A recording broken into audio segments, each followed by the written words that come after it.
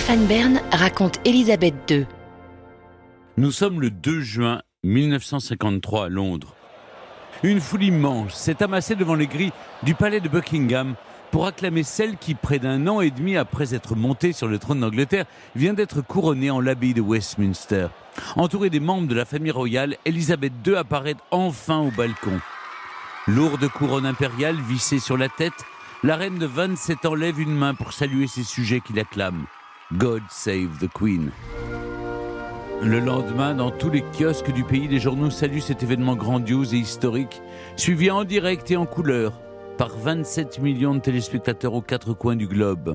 Pourtant, outre-Atlantique et sur le continent européen, ce n'est pas le triomphe de la monarchie britannique qui nourrit les colonnes des gazettes. Non, c'est un petit geste que l'œil affûté de plusieurs journalistes présents à l'abbaye de Westminster n'a pas manqué de relever. La main gantée de la princesse Margaret, la sœur cadette de la souveraine, époussetant l'uniforme du colonel Peter Townsend, héros de la Seconde Guerre mondiale, tout en plongeant tendrement son regard violet dans le sien. Il n'en faut pas plus pour mettre le feu aux poudres. Le règne d'Élisabeth II connaît là son tout premier scandale.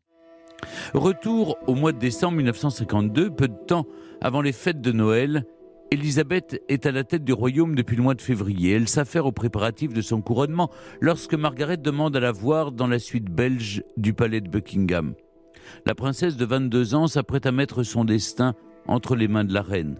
Elle lui annonce qu'elle est amoureuse. Depuis plusieurs semaines, Margaret vit en effet une idylle passionnée avec un homme que la monarque connaît bien. Peter Townsend, 38 ans, ancien écuyer de leur père, George VI, et désormais chef de Clarence House, la résidence que Margaret partage avec la reine-mère. Élisabeth accueille la nouvelle avec le calme qui les caractérise. Pourtant, Townsend n'a pas le statut de celui qu'elle attendait pour sa sœur. Car au sein de la monarchie, certaines règles sont immuables. Un roturier n'épouse pas une princesse, encore moins s'il est divorcé. Or, Townsend a le malheur de cocher les deux cases. Au château, le souvenir douloureux de l'abdication du roi Édouard VIII plane encore, lui qui avait préféré les beaux yeux d'une Américaine divorcée par 2 fois à la monarchie.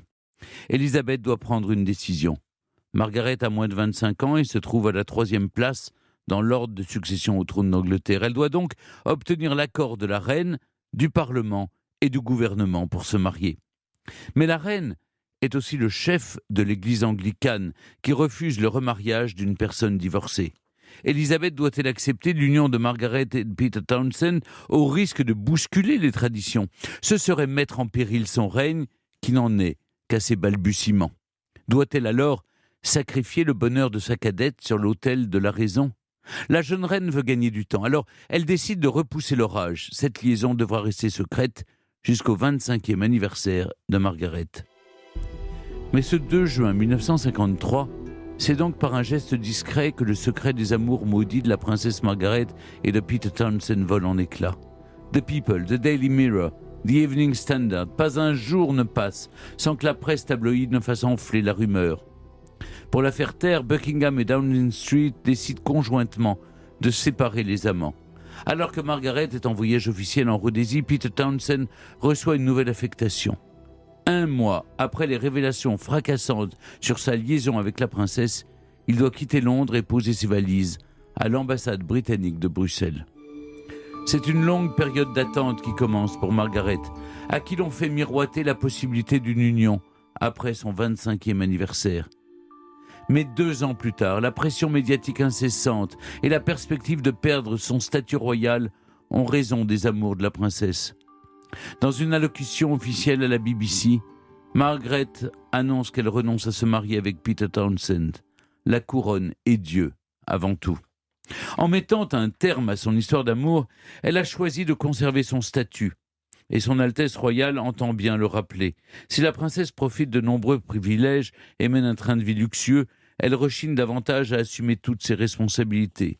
Alors qu'aucune maladie, aucune grossesse, aucune contrariété personnelle n'arrête sa sœur la reine, Margaret se montre rarement à l'heure et n'hésite pas à prétexter un rhume pour échapper à une obligation qui l'ennuie. Celle qui sera bientôt surnommée la princesse rebelle par la presse brille par son extravagance. Ses soirées, elle les passe dans les restaurants les plus huppés de Londres, à déguster un homard en bonne compagnie. Grande amatrice de jazz, il n'est pas rare de la voir rejoindre ses amis musiciens sur la scène d'un club pour jouer quelques notes de piano. Mais derrière cette allure resplendissante et glamour, Margaret cache une grande mélancolie qu'elle noie dans les verres de whisky et qu'elle étouffe avec les volutes de son éternelle cigarette. Depuis sa rupture, la princesse triste est la célibataire la plus convoitée du royaume d'Angleterre. Pas une semaine ne passe sans qu'on ne spécule sur d'éventuelles fiançailles. Si les prétendants sont nombreux, le choix de Margaret s'arrêtera bientôt sur un homme tout aussi excentré qu'elle. Nous sommes en février 1958 dans le quartier cossu de Chelsea. À l'occasion d'un dîner organisé par l'une de ses dames de compagnie, Margaret rencontre un jeune homme bavard au regard plein de malice. C'est Anthony Armstrong Jones, une étoile montante de la photographie qui a déjà immortalisé la reine, le prince Philippe et leurs enfants. Bientôt, c'est de la batifolle dans l'ombre du studio de Tony. Margaret s'y rend discrètement, lunettes noires sur le nez et foulard sur la tête. Mais, comme il faut s'y attendre, avec elle, la retenue laissera vite place au faste.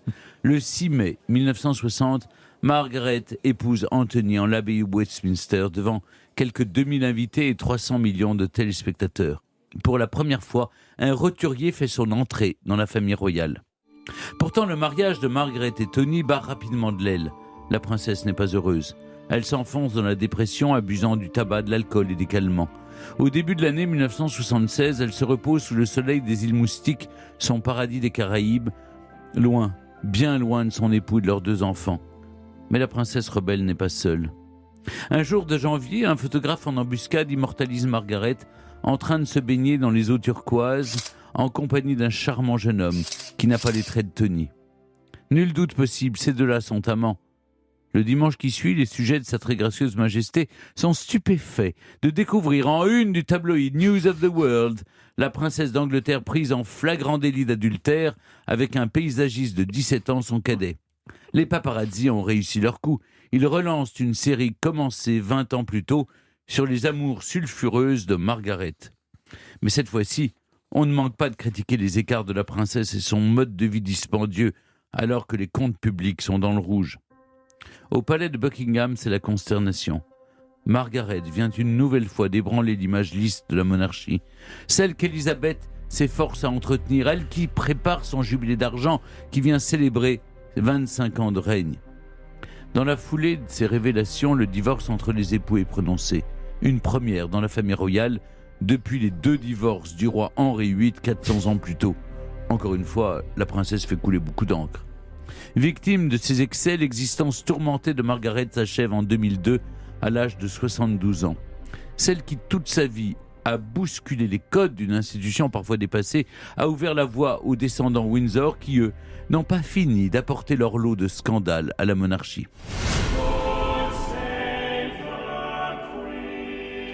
Stéphane Bern raconte Élisabeth II.